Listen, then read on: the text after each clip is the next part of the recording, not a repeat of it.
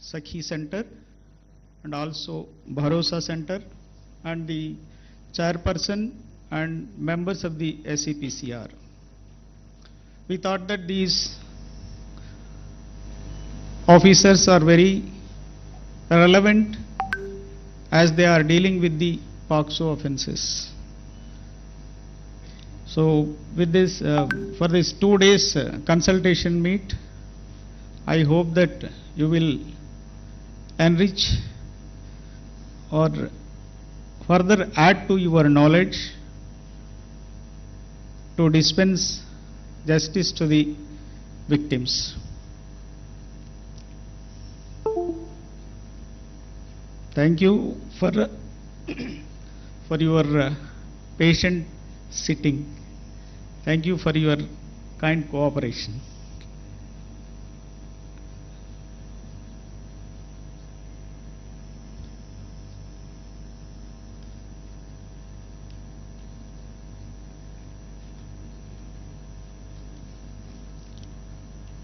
For my officers, I wanted to convey the message. Now the Honorable Supreme Court of India, the Honorable the Chief Justice of India and the executive dignitaries arriving. Rakesh.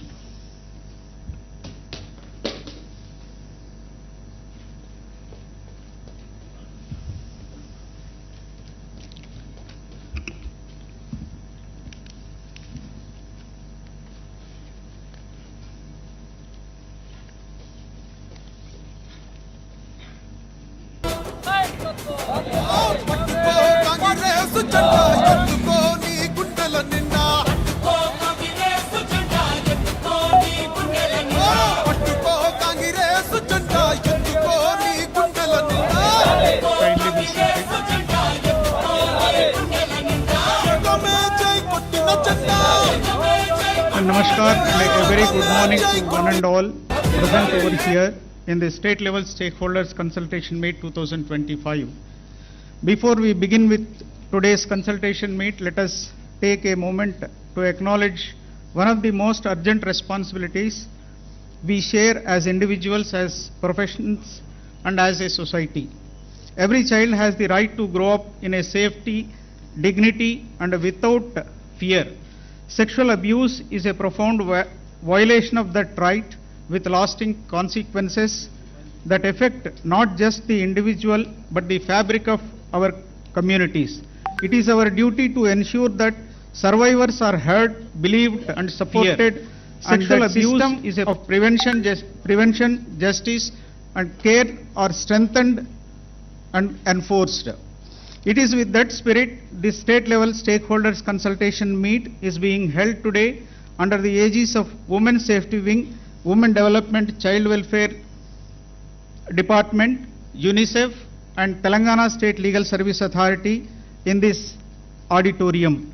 Dr. MCRHRD, Human Resource Development, Hyderabad, in the august presence of my Lord Honorable Sri Justice Suryakanth, Judge, Supreme Court of India and Executive Chairman, NALSA, and the Honorable Chief Minister of Telangana, Honorable Sri A.Revanth Reddy Garu, and my Lords, Honorable Sri Justice Sujaypal Garu, Acting Chief Justice for the State of Telangana and Patron-in-Chief of Telangana State Legal Service Authority, and Honorable Sri Justice P. Samkoshi Garu, Judge, High Court for the State of Telangana and Executive Chairman of SALSA, and other Honorable Judges of the High Court and other dignitaries. Very good morning. I, Panchakshri, Member Secretary, Telangana State Legal Service Authority, on behalf of all the 4 departments, I welcome you to this consultation meet. The dignitaries of the dais, participants present over here who have graced the occasion, ladies and gentlemen, to the city of pearls and a historic and culturally rich metropolis, Hyderabad. We are deeply honored to have among us a galaxy of distinguished dignitaries whose presence today elevates the significance of this occasion. May I now invite our today's chief guest, Honorable Sri Justice Suryakanth Garu, Judge, Supreme Court of India, and Executive Chairman, National Legal Service Authority, to kindly grace the dais. I request Sri D. Kiran Kumar Garu, Secretary DLSA, to escort the Honorable Suryakant Garu. Now I humbly invite today's our guest of honor, Honorable Sri A.Revanth Reddy Garu, Chief Minister of Telangana State, to kindly adorn the dais, and I request M.A. Javed Pasha Garu to kindly conduct our esteemed guest. Now I humbly invite today's our guest of honor, Honorable Sri Justice Sujay Pal Garu, Acting Chief Justice, High Court for the State of Telangana and Patron-in-Chief, to kindly adorn the dais, and I request Vikram Garu to conduct our esteemed guest to the dais. Now I humbly request respected Dr. Jitendra, IPS, Director General of Police, Telangana, to kindly join us on the dais.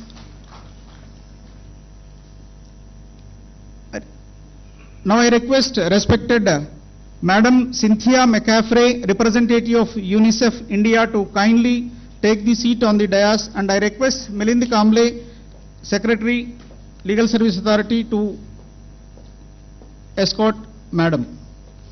To begin with, I humbly seek permission of the Honorable Chair to declare the inaugural session as open.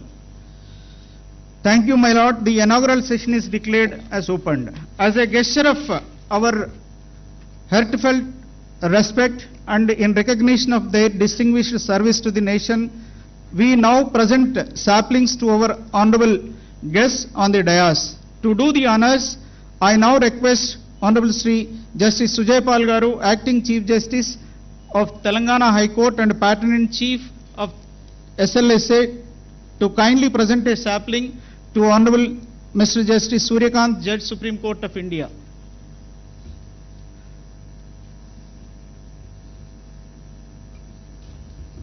Sapling.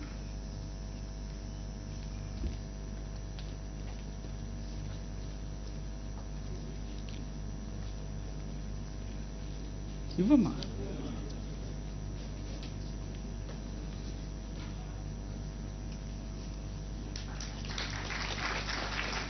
May I now request Honorable Justice Moushami Bhattacharya Madam, Judge, High Court for the State of Telangana, to present a sapling.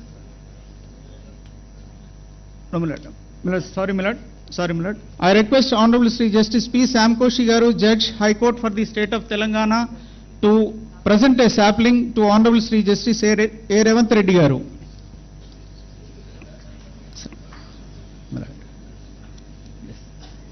Sorry, Milord. Honorable A.Revanth Reddy Garu, Chief Minister of Telangana State.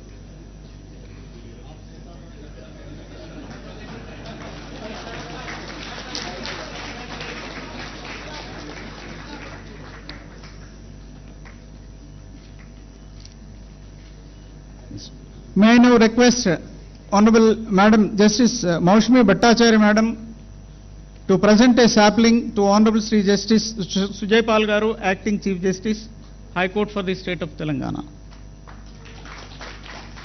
May I now request Ms.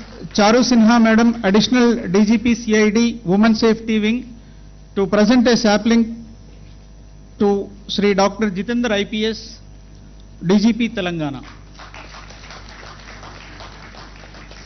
Now I request Sri Dr. Jalalam B. Tafassi, Chief Field of Office, to kindly present a sapling to Madam Cynthia McCaffrey, representative of UNICEF India.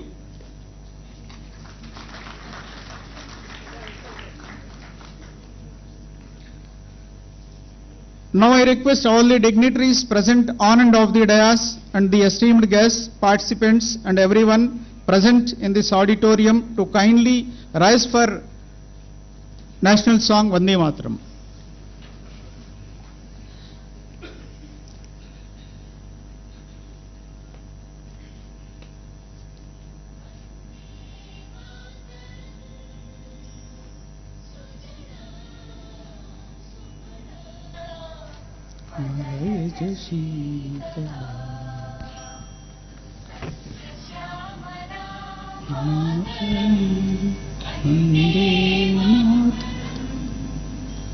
Subrajos.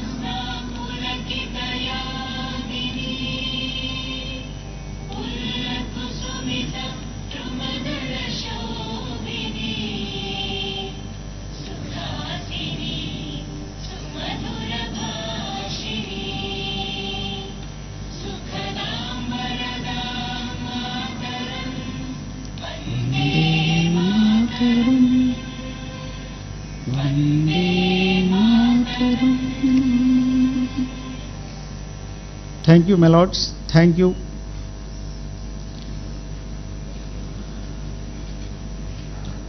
May I now request Madam Cynthia McCaffrey, representative of UNICEF India, to kindly deliver the welcome address.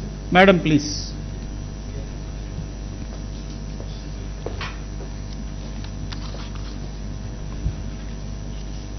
Honorable Justice Suryakant, Judge Supreme Court of India, Shri Reddy, Honorable Chief Minister, Honorable Justice Paul, Acting Chief Justice of the High Court of Telangana, Dr. Jitendra, Director General of Telangana Police, all representatives distinguished from the Judiciary Government of Telangana, all stakeholders, namaskar.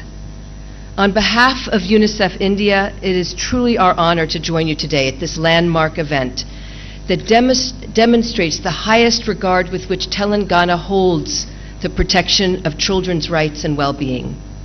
And let me begin with this simple quote: "Justice is not served until it reaches the last woman standing in the queue."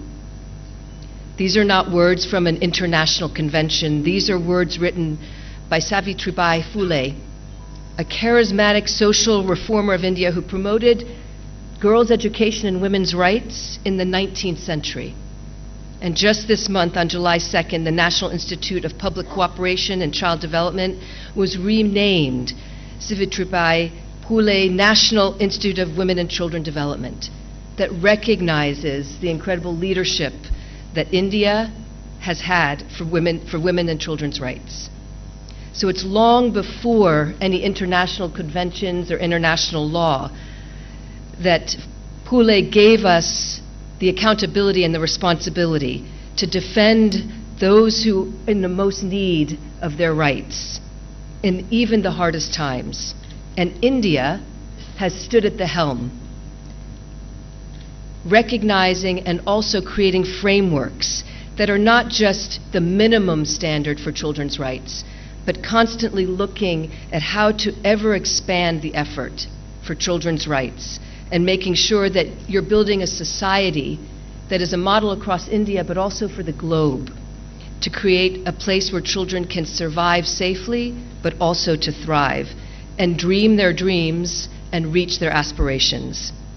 So that's why it is particularly an honor to be here and to welcome all of us as we sit together with those of you who are creating the legal frameworks, and also those of you on the front lines, the first responders, police, judges, prosecutors, the social workers, counselors, our child line functionaries, civil society, families and communities themselves, who are meeting and trying to respond to difficult cases that help children to survive but also rehabilitate and thrive. Let me emphasize the following points as we think about the next 2 days. Foundation. The Convention on the Rights of the Child is the most ratified convention in the world. It is a marker of global cooperation that we are here to protect children's rights and their well-being. And protecting them from violence, protecting them to be safe, is a bedrock, a cornerstone of all their other rights. If a child is safe, then we're able to build on that, their health, their nutrition, their education. And then with that, they can grow resiliently. And so can nations around the world. Second, obligation. When we think about that foundation of rights, it reminds us that a child's rights is not a nice thing to do or a charitable thing. It's our obligation, it's our responsibility. And it's the whole of society that has to do it. It's cross-disciplinary. As we will talk about more and more today, sexual violence is pervasive globally. And it's harmful in many ways and for many reasons, including some deeply entrenched social norms. And so how do we work together to create that social power and change the social dynamics that enable children, and particularly those marginalized children, especially girls, to be able to have those rights? And at the same time, how do we look at the types of barriers that you're looking at every day that helps ensure disclosure and justice for individuals at every level, in every aspect, institutional and societal? I've talked about these prevalence. So what does that mean? As we look at India, some of the figures, if we look at NFHS 5 data from 2019 to 2021, almost 40% of women, 39% of women across India between the ages of 25 and 49 report having had sexual contact before the age of 18. Within that age group, 10% report having had sexual contact before the age of 15. In addition, India, and this state, is not just looking at the present challenges, but we're also looking at upcoming challenges like the internet, which creates opportunities, but it's also creating a global market for child sexual abuse materials and nefarious opportunities. So that is our foundation, obligation, and the third is demonstration, demonstrating that we can make change. And India has demonstrated how to make change through its strong legal and policy frameworks that protect children from sexual offenses online and offline. And it's commendable what India has done as we look at services that provide to survivors special courts, legal aid, support persons, one-stop centers, and other services that help rehabilitate children. And they build on strong foundations that we see in the Ministry of Women and Child Development through Shakti and Vatsalya missions. This demonstrates India's commitment, but also building these strong foundations and meeting its obligations for children. I'm glad to be here because I've had the opportunity to talk directly about Bharosa centers by the Telangana Women's Safety Wing, the SHE teams, the Bal Raksha Bhavans of all child protection services coming under one roof, converged in one place, which is what children need. The efforts made in Hyderabad to issue identity certificates, Aadhaar, caste, disability, to all children wherever they are, care institutions, and all of these initiatives that build child protection across the state. My fourth is steadfast action.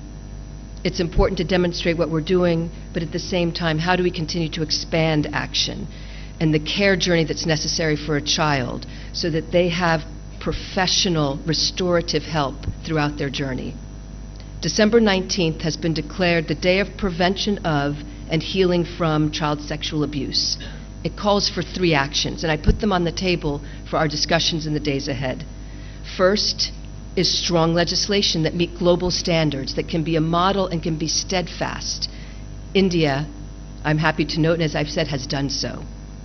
Second is a call for strong child protection systems with adequate resources. And we're seeing that as we look at Mission Vatsalya and Shakti. December 19th also calls for supplementing that from states. And we're seeing that here in this state. How do you make sure you complement from all levels those strong child systems? And 3, December 19th calls for attention to working with communities. And here I would say it's worth our extra attention. We have to be where children live, learn, and play in order to protect them. Because in order to really make a change, we want to change some of the societal norms. And the greatest part of justice is prevention in the first place. So strengthening those investments in working with communities, working at the sub-district level that allows children to be seen when they're at risk, early detection, investing in things like teaching children about safety, creating child-friendly spaces that allows them to speak up about violence they may be experiencing. And all this helps to break silence and the stigma. Closer to communities also means it's easier to talk with adolescents who are often at a crossroads, and being able to talk to adolescents, giving them education that gives them agency, as well as the ability to make informed decisions. Comprehensive reproductive health can help bridge those gaps. And India is making great strides as it's working through the Government of India's School of Health and Wellness program under Ayushman Bharat. These are very important practical interventions that make a difference. And I commend the Women and Safety Wing of the Telangana Police, which is taking these actions in similar strides. My fifth is partnership. UNICEF is very happy to be here, looking and working with partners like all of you. UNICEF works with government at the national level and at the state level in order to engage stakeholders, in order to help build capacity of workforce, those on the front lines, in order to help build systems that rehabilitate survivors and genuinely bring technical support that can help create child-friendly procedures, child-friendly spaces, and engage communities.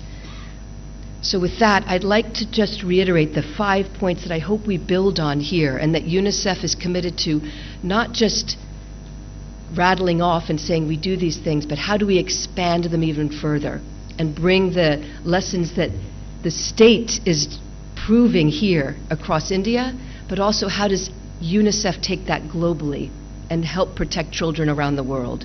So building the dreams into reality. The foundation, our obligations to meet that, demonstration, steadfast action, and genuine partnership together.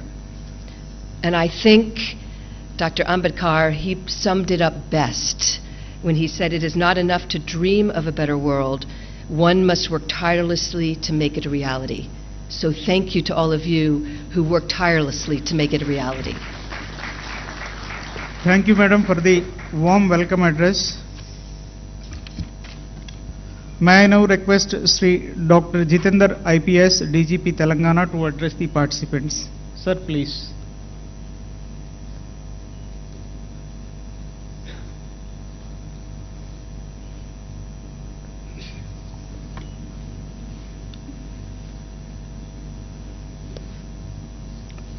Honorable guests for today's conference for ensuring justice, rehabilitation and reintegration for child victims, strengthening POCSO and child protection ecosystems. Honorable Justice Shri Surya Kanji, Judge Supreme Court of India and Executive Chairman, National Legal Services Authority. Honorable Shri A.Revanth Reddy Garu, Chief Minister of Telangana State. Honorable Justice Sujay Paul, Acting Chief Justice, High Court of State of Telangana and Patron and Chief, Telangana State Legal Services Authority. Cynthia McFerray, representative of UNICEF in India. All the Honorable Justices of Telangana High Court, members of Judiciary, esteemed dignitaries, police and other government officials, civil rights experts, representatives of civil society and development partners, especially Ms. Charu Sinha, Chief of Women Safety of Telangana Police, and Ms. Anita, Secretary for Women and Child Welfare Department, and all boys and girls, good morning. It is a privilege to be part of national platform that brings together key stakeholders committed to child protection and justice delivery under POCSO Act, Juvenile Justice Care and Protection of Children Act. At the outset, I extend my warm greetings to all the participants and commend the efforts of Judiciary, Women Safety Wing of Telangana, Women and Child Welfare of Government of Telangana in organizing this critical and timely conference. POCSO Act and the Juvenile Justice Care and Protection of Children Act are most significant legislations in this country towards child safety and dignity. Yet more than a decade after this enactment, we still face real challenges on the ground. Some challenges are like delays in trials, high rates of witness withdrawal, inadequate convergence between the systems, and most importantly, the risk of re-traumatizing the child while seeking justice. Conference rightly places its focus on rehabilitation and reintegration, not as secondary aspects, but as central pillars of the justice process.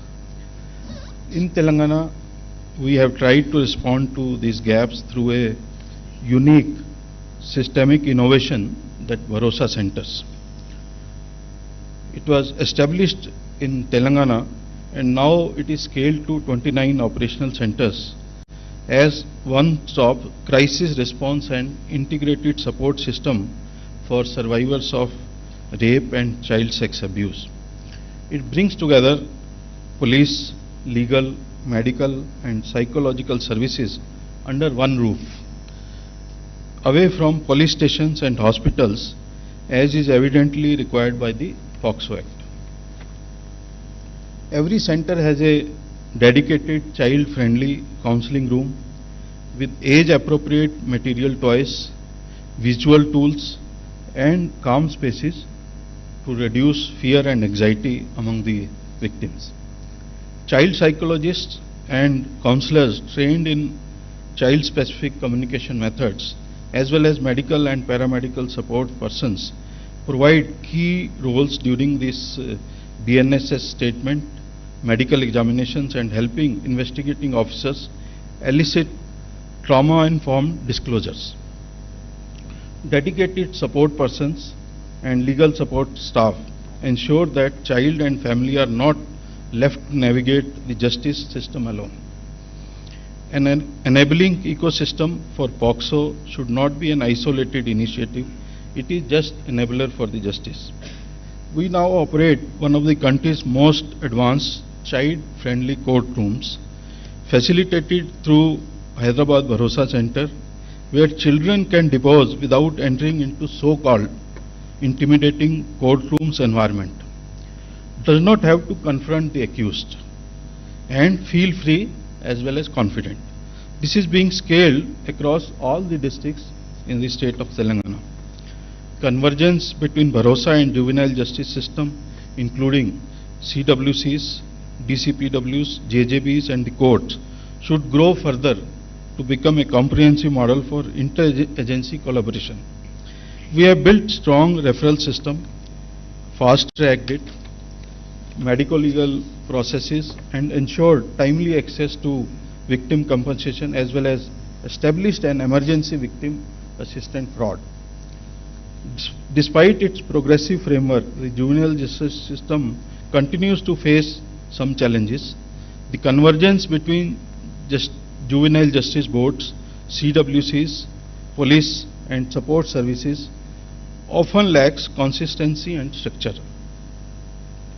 Delays in rehabilitation planning, weak legal aid and inconsistent application of child-friendly procedures contribute to gaps in justice delivery process.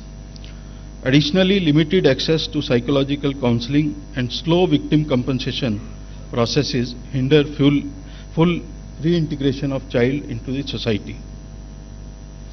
Observation and children home often are regarded as operating under suboptimal conditions, poor hygiene, lack of medical personnel, inadequate security and limited educational or vocational support. Many homes lack trained staff and structured rehabilitation pathways, leading to emotional disengagement and increased risk of absconding. Weak admission documentation and monitoring systems further compromise child safety and traceability. To strengthen synergy between POCSO framework and juvenile justice system, joint operating procedures and streamlined referral mechanisms must be institutionalized.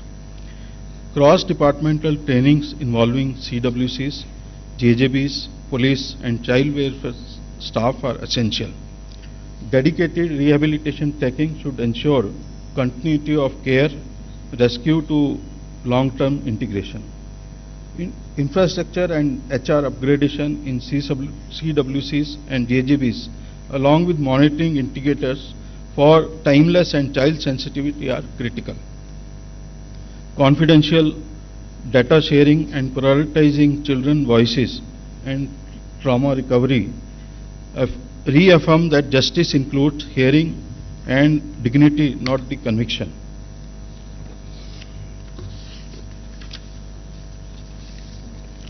Let the conference be a platform not just for deliberation but for commitment. Let us together reaffirm that justice for children is not just about conviction rates What about restoration, safety and healing? State of Telangana, under the leadership of our Honorable Chief Minister, is committed to strengthening the Bharosa model further and sharing our learnings to contribute to national and state frameworks. We welcome collaboration, innovation and shared vision for all present here. Let us all be together and take care of life and dignity of all people who deserve it. Thank you. Jai Hind. Thank you, sir, for your special address on this inaugural session. I now request Honorable Mr. Justice Sujaypal Garu, Acting Chief Justice, High Court for the State of Telangana and Patron-in-Chief, Telangana State Legal Service Authority, to kindly illuminate us with your Honor's special address.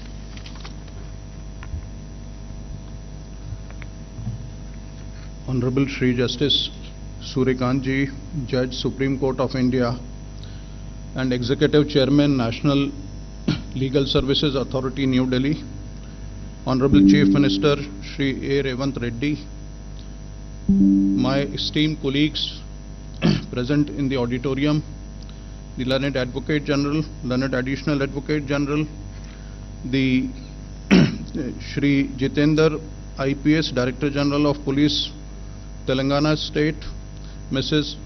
Santhya McFrey, Representative of UNICEF, Ms. Charu Sinha, IPS, Srimati Anita Ramchandran, IAS, Secretary, Women Development and Child Welfare Department, Shri Panchakshri, Member Secretary, the resource persons, the stakeholders from different departments. Very good morning and welcome to all of you to this very important meet today, where we would like to discuss frankly about the issues before us so that we can come to a conclusion. But before coming to that, I would like your attention on the very, very relevant data which will show us the picture regarding POCSO matters. In December 20, the pending cases in Telangana regarding POCSO were 5267. In December 21, it became 6828. In December 22, it became 10,589. Comparing from December 20, when it was 5267, in December 22, within 2 years, it became almost double, 10,589. In January 23, it was 10,605, and at present data is available up to October 24, where the figure was 8308. This alarming increase is only one aspect of which causes worry. The another aspect and the another data which is more alarming, which is more dangerous, is that 98% accused are either family members, relatives, friends or neighbors. And therefore, in such a situation, a child victim who is subjected to sexual abuse, it is very difficult to withstand the social pressure, and in most of the cases our experience is that that victim turns hostile because of the family and social pressure. In that event, what is very important to record conviction and stop this is the scientific evidence, the other circumstantial evidence. And therefore, the idea to bring everybody under one roof, that every stakeholder, the education, the police, the health department, the R&B, everybody who is taking care, who is the stakeholder, should be under one roof so that we can identify the issues and solve the problems. I'll give a very small example, that when a child enters a school, her or his name is registered in admission register, we sometimes called as Dakhil Kharij register. A small overwriting in date of birth in that school register can give benefit to the accused if at later point of time that child is subjected to any sexual abuse. Likewise, in as I said, that scientific evidence in cases of POCSO are very important. Now, the Government of India has come up with a complete protocol of DNA, how to procure a sample, how to keep a sample, in which temperature it is to be kept, what is the shelf life, what is to be taken care of. And there is a judgment of Supreme Court on that, if I correctly remember, authored by Honorable Justice Bela Trivedi. The entire chain, the time from where the sample was taken and how it travels to the FSL, and then how the report is prepared, this entire chain needs to be established meticulously. And even one break of chain anywhere ultimately gives benefit to the accused. A checklist can be prepared so that all these possibilities can be eradicated.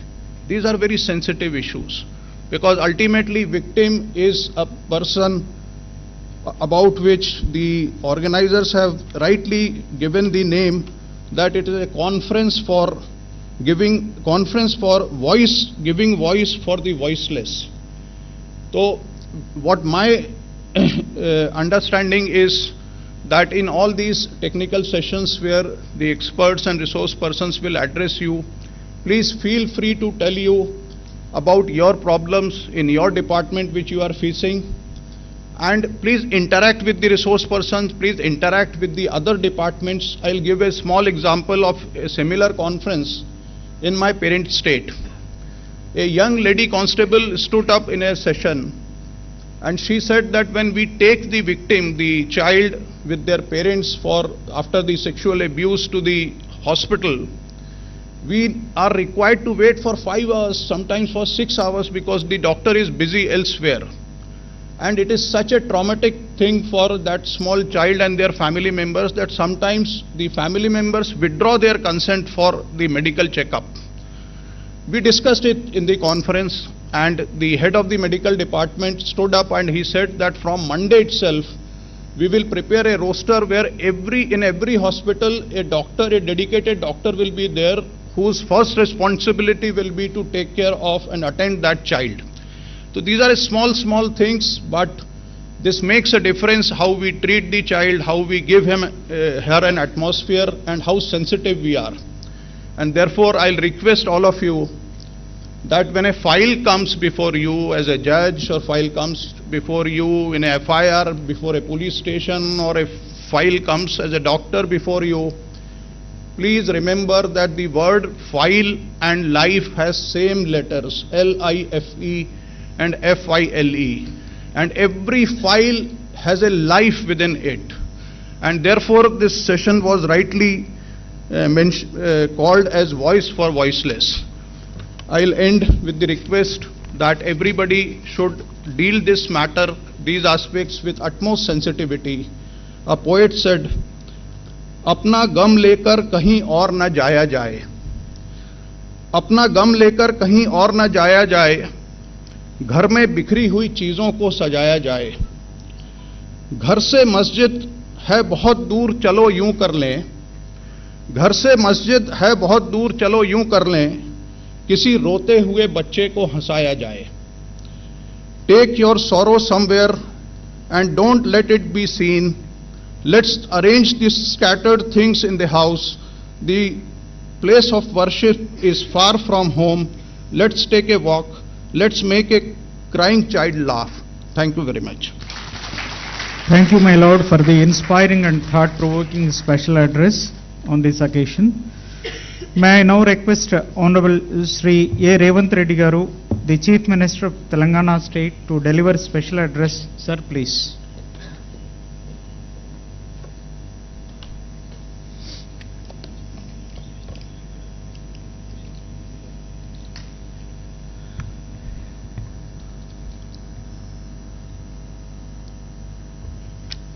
Honorable Sri Justice Suryakant, Judge, Supreme Court of India, and Executive Chairman, National Legal Services Authority, Honorable Sri Justice Sujay Paul, Acting Chief Justice, High Court of State of Telangana, and Patron-in-Chief, State Legal Services Authority.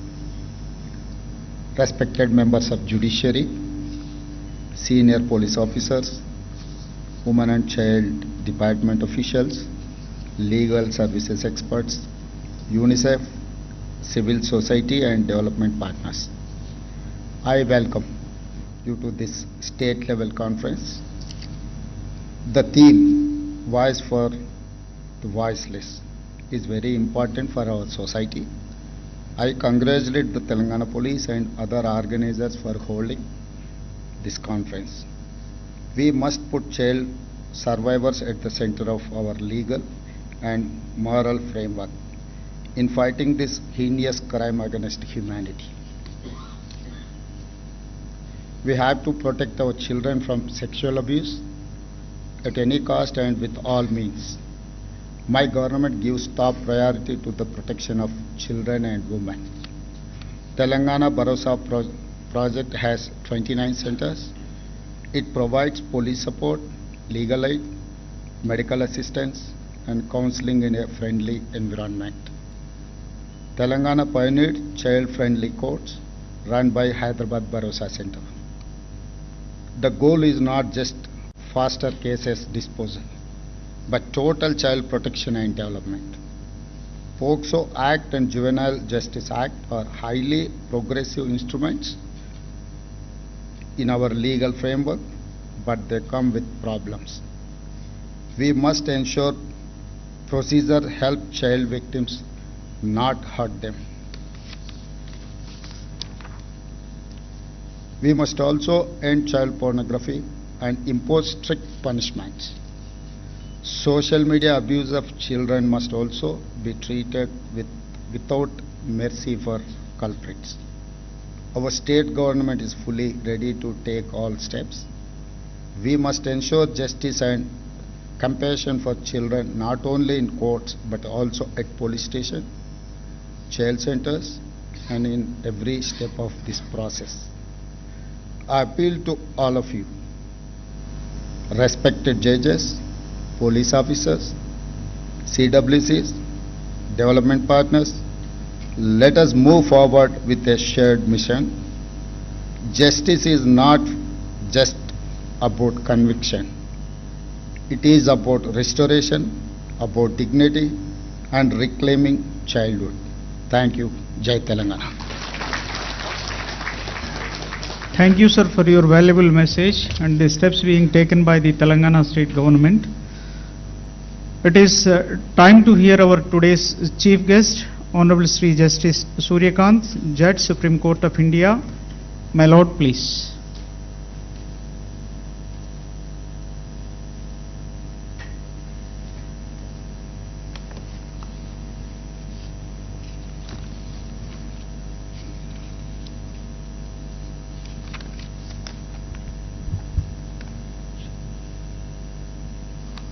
Shri A.Revanth Reddy, Honorable Chief Minister, State of Telangana, Justice Sujay Paul, Honorable Chief Justice in Action, High Court of State of Telangana, and Patron-in-Chief of the Telangana State Legal Service Authority, Justice Shyam Koshi, Executive Chairman of the State Legal Service Authority, Telangana, my distinguished sister and brother judges of the Telangana High Court, Dr. Jitendra IPS, Director General of Police State of Telangana, Ms. Cynthia McFrey, representative of the UNICEF India chapter, Learned Advocate General of State of Telangana, Member Secretary Mr. Bharat Parashar of the National Legal Service Authority, Member Secretary of the State Legal Service Authority, and other my dear judicial officers, very senior officers of the police department,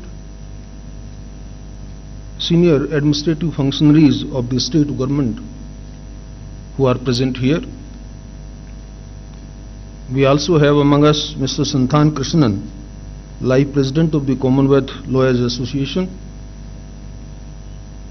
distinguished dignitaries, jurists, statesmen, police officers, social workers, ladies and gentlemen, friends from media.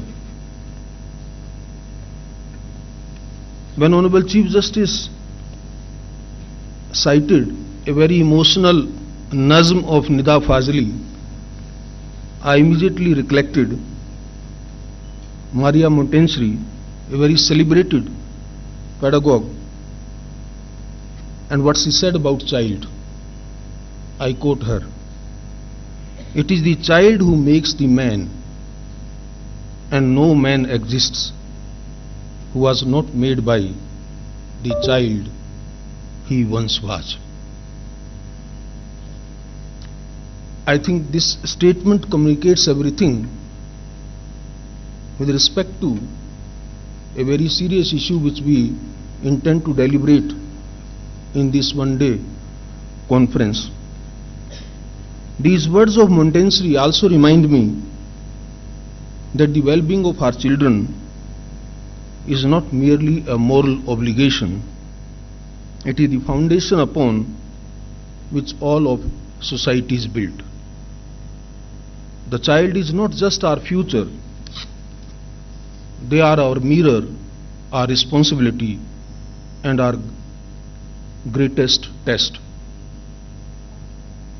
Today, as I stand before you, I cannot help but echo the statement of Montessori, because I am of the firm view that if we fail our children, we are not only failing them, we are failing the very soul of our nation. I therefore wish to applaud the distinguished speakers who have preceded me. Their remarks have incisively addressed many of the urgent and layered challenges in the realm of child protection. I find myself in strong agreement with the issues that Cynthia has raised, or Honorable Chief Justice and Honorable Chief Minister have raised.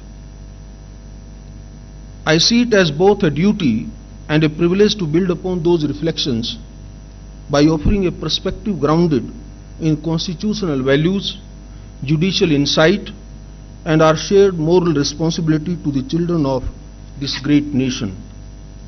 At the outset, I would like to express my sincere appreciation for the untiring efforts of the Women's Safety Wing of the Telangana State Police and the Telangana State Legal Service Authority in organizing this event with exceptional commitment and vigor. I also commend the United Nations Children's Fund, Madam Cynthia representing, whose pioneering work in uplifting child across the globe is undoubtedly unparalleled. This conference, I believe, is a concerted attempt to confront the silent suffering of the most vulnerable among us, our children. Even today they remain most susceptible to neglect, abuse and exploitation. And in a country like ours, where their numbers are staggering, the stakes are even higher. I rely upon the UNICEF 2024 report, according to which 24% of the India's population is under the age of 14. 1 in 3 Indians is below the age of 18. This amounts to over 345 million children, more than the total population of many continents. These figures, while astonishing, are not merely statistical marvels, they are a moral reckoning. For a nation so young, our greatest asset could also too easily become our gravest liability if we fail to protect, nurture and invest in our children. Potential does not convert to progress on its own. It requires systems, safety and sustained care. Each child we fail is not just a personal tragedy, but a lost thread in the fabric of our nation's future. This demographic reality places upon us an extraordinary responsibility, one that cannot be met with token gestures or fragmented responses. Every act of abuse, every moment of neglect must be seen not as an aberration, but as a collective failure. If we neglect our children, we forfeit the very future we hope to build. We must consequently confront what we are often too afraid to name, the child sex abuse. Make no mistake, this crime does not occur only in dark alleyways or distant corners, as Honorable Chief Justice rightly pointed out. It happens within homes, schools, neighborhoods and institutions. Places we instinctively consider safe, it is a violation that hides in plain sight. And it is not only a criminal act, it's a betrayal of trust, of childhood, and of the constitutional promise to protect our most vulnerable. It makes a grave failure of our collective guardianship, and if I can say, it's also a failure of the state's parents' patria responsibility. What makes this abuse especially heinous is that its harm runs far deeper than physical injury. Its wounds are often invisible but lifelong. Fractured self-worth, chronic anxiety, depression, PTSD, and tragically, you must have seen sometimes even suicide also. But the long-term damage goes even further. Research increasingly shows that children who suffer such trauma are more likely to become withdrawn, economically marginalized, or emotionally unstable adults. Worse still, there is the risk that some may perpetuate the very cycles of abuse that once endured. These are the outcomes no enlightened society can afford to ignore, and therefore we need to be over-conscious about it. The law is enacted, of course. We have the 2012 Act, which is a very robust legislation. It brought a long overdue legal overhaul, which is gender neutral, comprehensive, and child sensitive. It recognized perhaps for the first time that the justice system must be adapted to the child, not the other way around. But a law is not only as strong as its implementation. Special courts remain unevenly distributed. Police forces are often undertrained in trauma-informed investigation. Schools rarely speak about consent, autonomy or safety. And even in judiciary too, we are insufficiently sensitized to the unique vulnerabilities of the child victims. In light of these realities, the path forward must be carefully and compassionately charted. There is where the agenda of this conference becomes so vital. As a lifelong student of law, I have experienced firsthand how even well-meaning systems often place disproportionate emphasis on punishing the perpetrator, while the child, whose life has been irreversibly altered, is left unheard, unsupported, and often re-traumatized by the very mechanisms meant to help. Justice becomes synonymous with conviction instead of recovery. If some of you will recollect, in 2014 onwards, I have been speaking about invisible victims of system, and that is what precisely I meant to say. Consider the case of a 10-year-old made to recount her trauma repeatedly. Before whom? To a teacher, a police officer, a medical examiner, a lawyer, and then a judge. With each retelling, her voice grows fainter until it vanishes altogether. This cannot be called justice. It is distress compounded by process. When the system forgets the child in its pursuit of the accused, it fails them both. This imbalance is not incidental, it is structural. That is why the focus on rehabilitation at this conference is both timely and necessary. Our child protection framework, though well-intentioned, remain disjointed and under-equipped. What we need is a fundamental shift, one that sees the child not as a passive witness in a criminal trial, but as a person in urgent need of sustained and holistic care. True justice for a child begins not in the courtroom, but in the moment they feel safe and secured within and outside the four walls.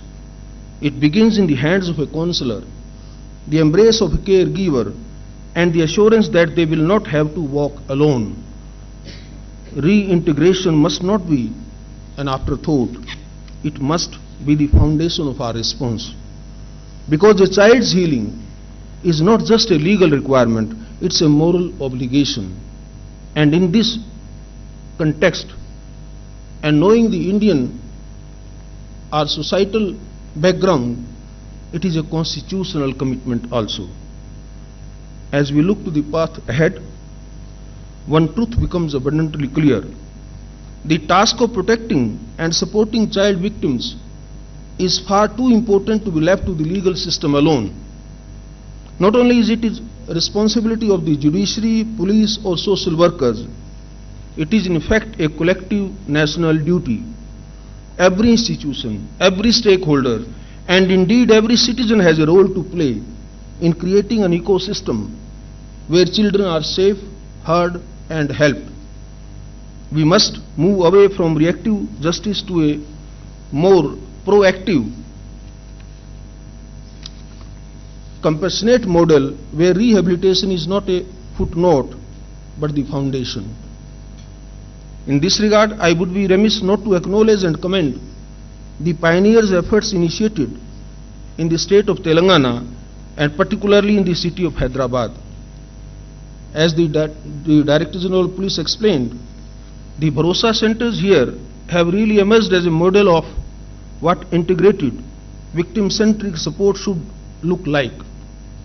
By offering a one-stop facility where child and women victims of violence can access police assistance, legal aid, medical care and psychological counseling under one roof, these centers exemplify what sensitive and holistic justice delivery should aspire to be. They demonstrate that with the right vision and commitment, it is possible to ease the child's journey through the justice system, minimizing the pain and agony and maximizing the care. Similar appreciation is due to the NALSA's novel child-friendly legal service scheme of 2024, which envisions a trauma-informed, child rights-driven ecosystem. It is not only ensures courtroom dignity but the provision of psychological care and compensation to the victim. It is my earnest appeal that such best practices be assimilated and adapted across the length and breadth of the country. Whether it is the level of the state policy, institutional design or community intervention, we must commit to replicating and scaling such models. Let us therefore take inspiration from what has worked and build upon it, ensuring that no child anywhere in India is left to navigate trauma alone. In doing so, we not only uphold the letter of the law, but the spirit of our Constitution, which promises every child the right to dignity, safety and opportunity. I would like to conclude at this juncture by briefly alluding to the words of a stalwart of human rights, Nelson Mandela, who once rightly said, and I quote, "There can be no keener revelation of a society's soul than the way in which it treats its children." Ladies and gentlemen, our work is far from complete until our children experience meaningful, restorative justice where the systems meant to protect them do not re-traumatize and where their healing is prioritized outside along with accountability. This conference has brought together a range of voices, legal minds, administrators, caregivers, jurists and protectors united by a common purpose. But beyond the deliberations and draft recommendations, that's my humble submission, we must take back with us a renewed sense of moral urgency. Laws, however well written, are only as effective as the compassion with which they are implemented. Systems, however well structured, are only just as the people who operate them. Strengthening the POCSO framework and child protection ecosystems will require vigilance, innovation, and above all, empathy at every level. Let this conference, therefore, mark a turning point not only in the policy but in a national consciousness. Let us vow that no child will be made to feel that their pain is a footnote or that their dignity is conditional. Let us make our nation not merely compliant with law but radiant with justice, for it is in the safety of our children that the soul of our republic truly lives. Thank you very much. Thank you for giving this opportunity. Jai Hind, Jai Bharat.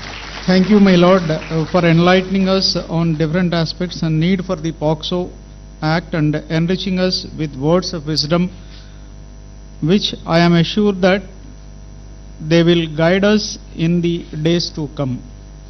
Indeed, it is a distinct honor and a privilege to have amongst us Honorable the Judge, Supreme Court of India, and the Executive Chairman, National Legal Service Authority, whose august presence has illuminated today's consultation meet on the topic of voice for the voiceless and rights and protection of children of sexual abuse.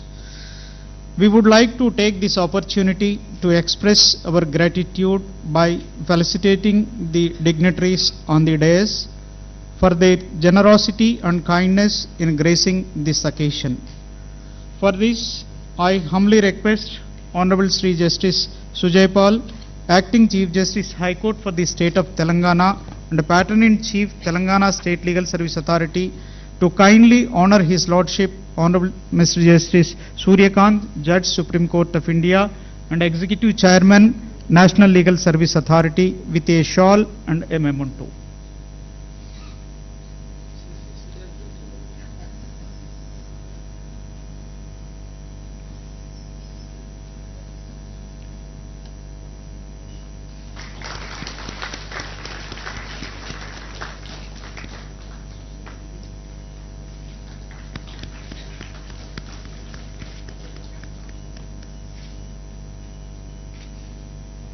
Thank you, my lord, for accepting the felicitation. Now, I humbly request Honorable Sri Justice P. Samkoshi, Judge, High Court for the State of Telangana and Executive Chairman, Telangana State Legal Services Authority, to kindly honor our Honorable Sri A.Revanth Reddy Garu, Chief Minister, Telangana State, with a shawl and a memento.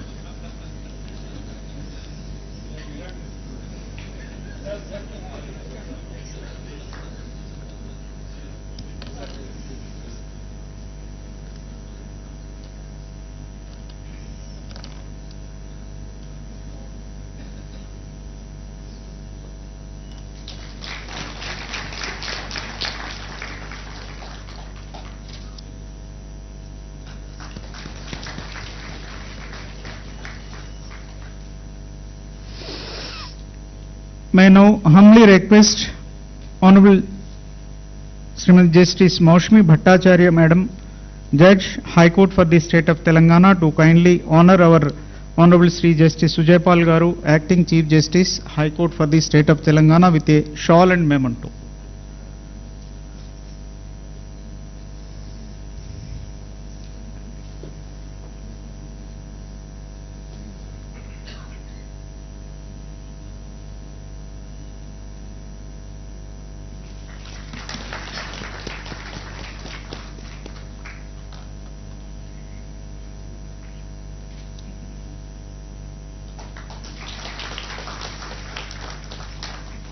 Thank you, my lord. Now I humbly request Ms. Charu Sinha, Additional DGP, CID, Women Safety Wing, Hyderabad, to kindly felicitate Sri Dr. Jitendra IPS, DGP Telangana, with a shawl and memento.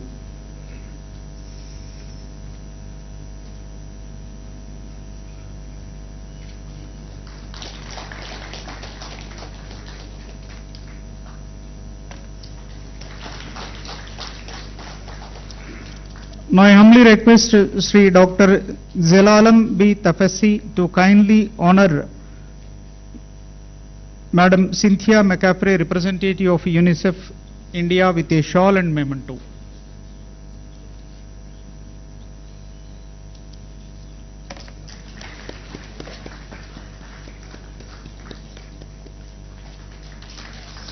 Thank you, madam.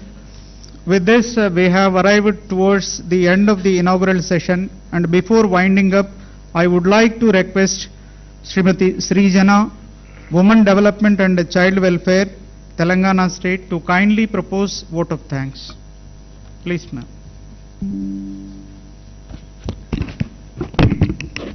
Namaskar to every dignitary, guest and participant gathered here. Today, we stand united by a cause that transcends profession, politics and power, protecting the innocence of our children and giving them a safe childhood.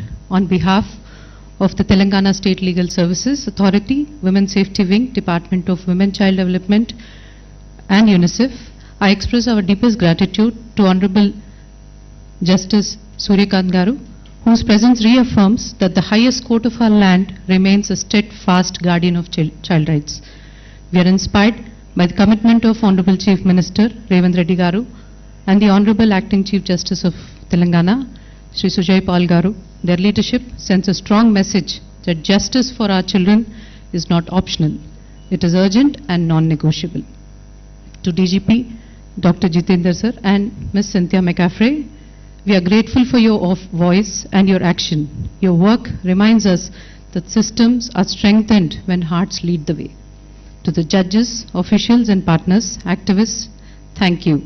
You are the architects of change and the silent warriors who protect those who cannot speak. As we step into the technical sessions, may our collective voices echo louder than the silence and our shared action be the bridge between the law and justice. Thank you. Jai Hind. Thank you, ma'am. Now I seek the permission of the Honorable Chair to declare the inaugural session is closed. Thank you, my lords. The inaugural session is declared closed.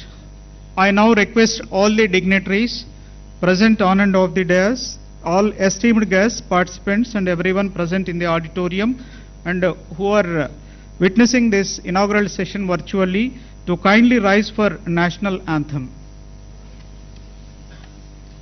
जनगण मन अधिनायक जय हे भारत भाग्य विधाता पंजाब सिंध गुजरात मराठा द्राविड उत्कल बंगा विंध्य हिमाचल यमुना गंगा उच्चल जलधि तरंगा तव शुभ नामे जागे तव शुभ आशीष मांगे गाहे तव जय गाथा जन गण मंगलदायक जय हे भारत भाग्य विधाता जय हे जय हे जय हे जय जय जय जय हे. Thank you, my lords. Lunch is arranged for the participants at Tungabhadra Trupti Hall, and for the VIPs adjacent to this auditorium. I request all the participants to join.